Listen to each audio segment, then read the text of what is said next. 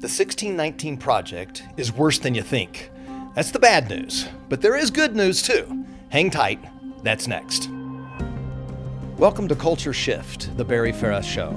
We are living in an American culture that has shifted from tolerant to cancel culture, from decent to rude, from optimistic to cynical, and from relatively safe to increasingly violent. But it's not too late. I hope to equip you with a historical framework applied to current events so you can lead and get America back on track for good. Welcome back to the Barry Farah Show, Culture Shift. Today we look at how dangerous the 1619 Project is. We find that it has tentacles to make your kids hateful and racist. But we also find some good news and a concerted effort by over 45 capable Black leaders, scholars, filmmakers, syndicated columnists, and CEOs. First, for some context, let's look at the Civil War through our current lens. The Civil War was fought from April 1861 to April 1864. It was for the explicit purpose of setting all Black slaves free. It was to correct a horrible, unfair treatment. It was to satisfy the claim made in the Declaration of Independence that all people are created equal. All are endowed by their Creator with unalienable rights. Well, before the Civil War, many states didn't offer all people the right to life, liberty, and the pursuit of happiness, let's face it. The Civil War was fought with the obvious right for everyone to have an equal treatment under the law. But there were bad people who opposed that. So we had to fight to win. As a nation, we paid a huge price. Approximately 725,000 soldiers died in the Civil War. That's over 2.3% of the population of 31 million at the time. As a comparison, the COVID virus has killed, on a percentage basis, about 1/11 as many people.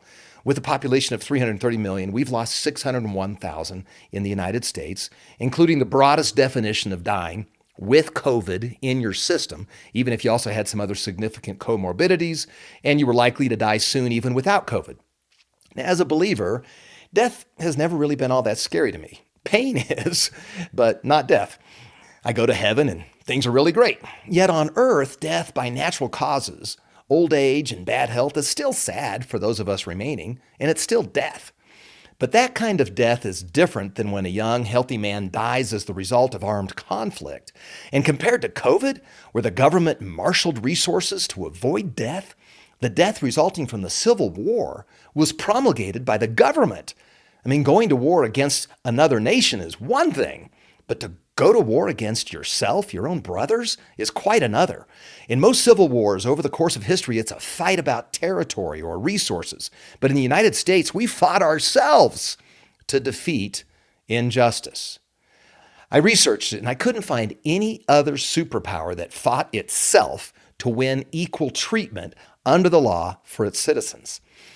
It's a powerful demonstration of endeavoring to do what's good. Now, after the Civil War, there was much more to do as discrimination continued. Eventually, we passed sweeping civil rights legislation, and that wouldn't have been possible if we hadn't first fought the Civil War to defeat racism and won. So that brings us back to this false and horrible concept of the 1619 Project.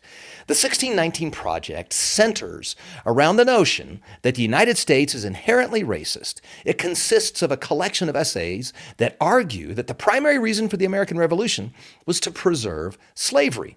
But that's just not true. In fact, the New York Times' very own fact checkers have determined that the 1619 Project is historically inaccurate.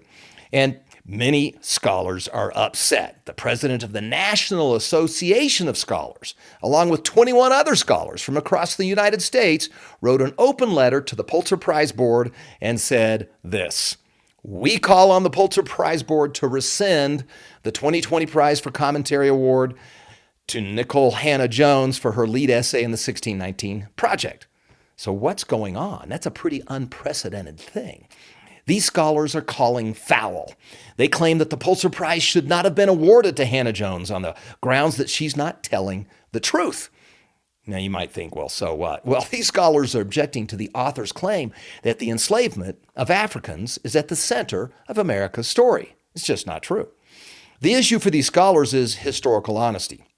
They say the project ran into controversy. It's been subjected to searching criticism by many of the foremost historians of our time and by the Times' own fact checker. Ouch. That seems a bit tough. But what are they so upset about?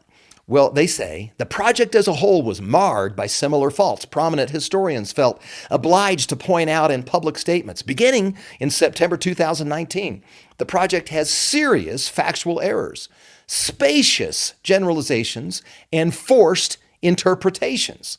Hannah-Jones did not refute these criticisms or answer them in a respectful or meaningful way. Instead, she dismissed them, they say. In other words, she lied. These are lies. These scholars then explain that they have spent their life studying and teaching the history of the United States, and they are upset about the lack of scholastic honesty here. And they explain how their concerns were brushed aside by the New York Times editor, and that you can't just make up history. These criticisms continued to roll in from 12 historians across the country, only to be rebuffed again by the New York Times editor. Yet there was a twist. A fact checker for the New York Times, Leslie Harris, revealed that she had warned the newspaper that an assertion that the Patriots fought the American Revolution in large part to preserve slavery in North America was plainly false. Harris identified numerous other mistakes that she had pointed out to the Times in advance of the publication of the 1619 Project, none of which was corrected. Harris said the primary reason to declare independence was to protect slavery, and that just had no bearing in fact. It's just wrong. But that's not all the scholars are upset about. The scholars stated that the duplicity of attempting to alter the historical record in a manner intended to deceive the public is just as serious an infraction against professional ethics as a journalist can commit. So they said the Pulitzer Prize Board erred in awarding a prize to Hannah-Jones' profoundly false essay and threw it to a project that is disfigured by unfounded conjectures and its patently false assertions. So, the scholars who are upset about the duplicity conclude that the Pulitzer Board should correct that error by withdrawing the prize. So there you have it. The USA was not founded as inherently racist. Yet the 1619 Project continues to flood our schools and poison the minds of students. The forced interpretations are false. Still, even in the Twitter account for the 1619 Project author, Nicole Hannah-Jones, takes the date, July 4, 1776, and she crosses it out and replaces it with August 20th, 1619. It's a deliberate attempt to remove the uplifting moral authority as the heart of America's founding.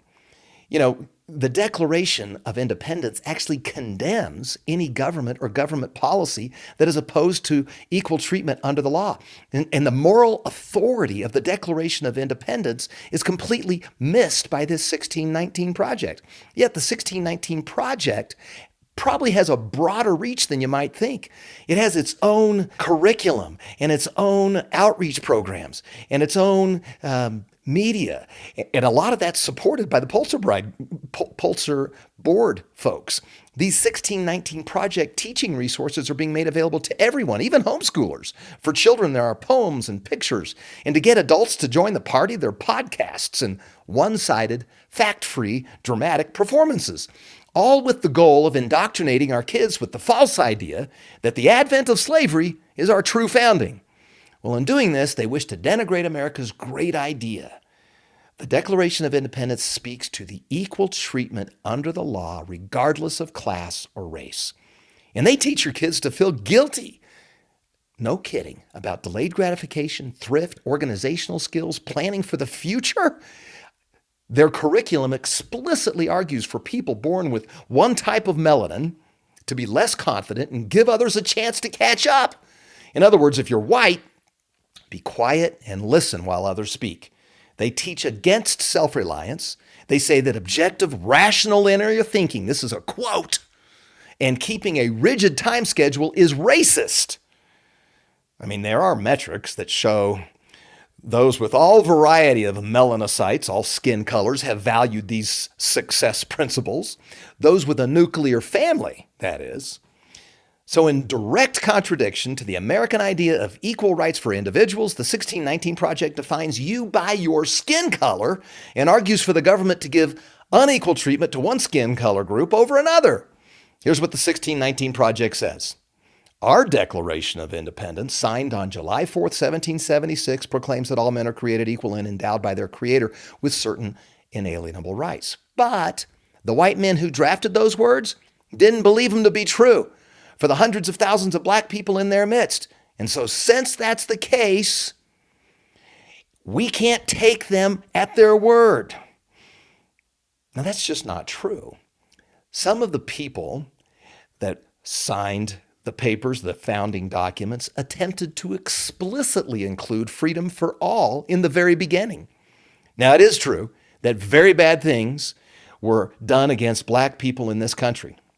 It's also true that we fought a civil war and passed sweeping civil rights legislation to correct that unfair treatment, that horrible treatment. And as mentioned earlier, we paid a huge price. I mean, the total price in lives was monstrous. We paid to set all black slaves free by an estimated 800,000 people when you include the civilians that were killed in the crossfire. The Civil War was a huge and costly war. And at a minimum, if you want to compare it to today's COVID, you would have to multiply by at least 11 to gain appreciation for the scale of the conflict and to comprehend the emotional state of the Union. I mean, that's like 7.6 million people that would have died of COVID if you were to compare it to the Civil War price that we paid. Now, in this context, we have an amazing man, Booker T. Washington. He was born in a slave hut in 1856. He became the most influential spokesman for black Americans between 1895 and 1915. He was an educator and a black scholar. He founded Tuskegee Institute that boasted over 1,500 students by his death. And it exists today as Tuskegee University, now over 3,100 students. Booker T argued that good race relations were on the horizon. He's also the namesake of my high school. He earned an honorary degree from Harvard and Dartmouth. He visited the White House in 1901. He's in the Hall of Fame of Great Americans. He advised both President Taft and President Teddy Roosevelt. I mean, not every black American agreed with his patient, pragmatic approach, but he taught enterprise and thrift. He encouraged his fellow blacks to cultivate their industrial and farming skills and obtain economic security. He believed that the best was yet to come with fine young people taking advantage of equal treatment, at least as it related to private property rights. From there, it would expand to equal treatment in all areas, including politics. Booker T. Washington argued that reparations were harmful, since they would punish the innocent people who fought for the black slave to be set free. After the war, the United States chose to not go after the slave owners for reparations. Right or wrong, generations later, other conservative black scholars have argued that it's difficult to frame a just treatment argument to locate the heirs of the slave owners and make a private property claim against them to satisfy the guilt from their great-great-great-grandparents' sins. And scholars like Thomas Sowell have argued that it's a waste of time and creates too much attention to being a victim, and it distracts from real prosperity and a culture of good race relations. But the 1619 Project thinks the path to fixing the nation's race problem is to make every white person believe that he is a racist by birth. The 1619 Project's not based on history. It's been debunked by scholars, yet it continues to try to create children who are angry at America. According to the 1619 Project leader, Hannah Jones, the project aims to reframe the country's history. But that's not an honest or patriotic way to do things. You should let history speak for itself. She was confronted by scholars from across the country, and she openly lied, denying what she's on video as having said. Regardless, the 1619 Project moves forward. We find in their interpretive reading guide a misconstruing of historical facts to make a Marxist point. The 1619 Project blames the evils of discrimination on capitalism. And laughably, the banking system and fiat money system during the Civil War is blamed on racism. Okay, so just as a sideline, what really happened here was Lincoln did transition from the gold system to a fiat money system. But that was to win the Civil War and get rid of racism. Now, whether he could have pulled that off without a fiat system is open to debate, but the stated purpose of Lincoln's policy decision was not to be racist, but to defeat the racists. The 1619 Project's a holistic attempt to radically change what actually happened in our history. We were founded upon a quest for equal treatment under the law. The dominant faith in America was Christian, and Christians from all over the United States argued against the evils of discrimination in all its forms and slavery way before the Civil War. There's no acknowledgement or reference to that known fact. The 1619 Project wants you outraged against America. It wants you to ignore the good people whose ideas were good. And now, in an evil twist, it aims to defend unequal treatment based on skin color. In a speech launching the 1619 Project, Hannah Jones, the founder, said, "The hypocrites are the founders of the United States." And thus, regardless of what the words actually were in the documents that they used, when the country's founding documents were written by enslavers, no matter what the words were, they were false. But the 1619 Project misses the point. The founding of our country in 1776 was never about Thomas Jefferson or John Adams, who, by the way, was not a slave owner. But let's look at Abraham Lincoln and see how he brings clarity, stating that the founders did not mean to assert the obvious untruth that all were then, at the time, actually enjoying that equality. Abraham Lincoln continues, "They meant simply to declare the right so that the enforcement of it might follow as fast as circumstances should permit." In other words, the real 1776 Project, the Declaration of Independence, was aspirational. It was projecting into the future of what could happen for people, how we could promote freedom and justice for all, and how everyone would have a shot at the American dream. And now for some good news. There is a better way, and there are a number of initiatives already underway to preserve truth. In addition to several states that have already ruled against the 1619 Project, infiltrating those corrupt and horribly incorrect ideas into the schools, this better way is argued by many black leaders and academics and film artists, such as Shelby Steele, as an academic from the Hoover Institute, and Bob Woodson, a legacy academic who's helped blacks through his Woodson Center. Steele argues that we made great progress over the past 60 years since the Civil Rights Movement. Steele says that today's 1619 Project initiatives are harmful. It's where mobs rule. Yet in the 60s, people dressed up in their Sunday best, and they were exceptionally polite. He says the number one difference is the breakdown of the nuclear family. Woodson has devoted the last 4 decades, last 40 years, to helping blacks help themselves. He argues that just treatment under the law is more than enough to be a good father, to be a good student, to be a good employee, to be a good business owner, to be a good citizen. They both make the case that the single biggest issue is the following statistic. 70% of black children through the 60s were raised in a strong nuclear family. And today, 75% of black babies are born out of wedlock. Steele and Woodson say that clinging to a form of victimhood makes it difficult for their fellow blacks to seek education and self-reliance and become prosperous.